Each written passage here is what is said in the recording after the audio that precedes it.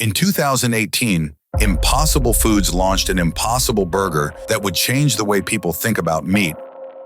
It wasn't made from beef, chicken, or even soy. This burger claimed to be the future of food, plant-based, guilt-free, and even better for the planet. But the question is, was it really better for the planet? According to research by the Food and Agriculture Organization of the United Nations, 57% of global food production greenhouse gas emissions, also known as GHG emissions, come from animal-based foods, while 29% come from plant-based foods. But what if every person on this planet becomes a vegan? Will it solve the climate change problem, or is veganism just a part of a bigger puzzle? The veganism trend started popping up in the last 2 decades.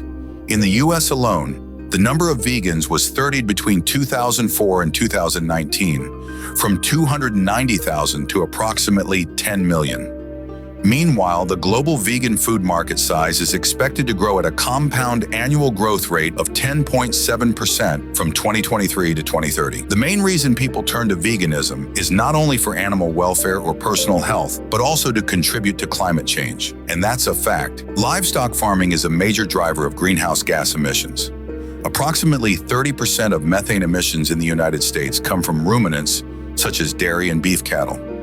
According to the UN Food and Agriculture Organization, about 60% of the world's agricultural land is grazing land, supporting about 360 million cattle, yet we receive less than 17% of the calories we consume. The global average for embodied crop calories in animal products is 4 kilocalories, meaning that it takes 4 kilocalories of crop-based feed to produce 1 kilocalorie of animal products. In comparison to meat and dairy, plant-based foods have much smaller carbon footprints. Additionally, growing plants requires less water and land compared to raising animals.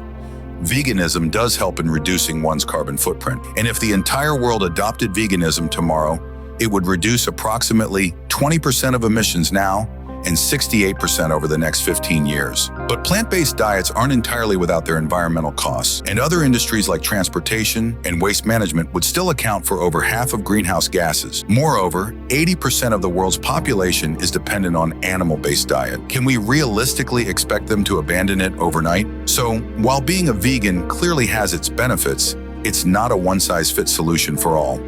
But what happens when the term vegan becomes less about sustainability and more of a marketing buzzword?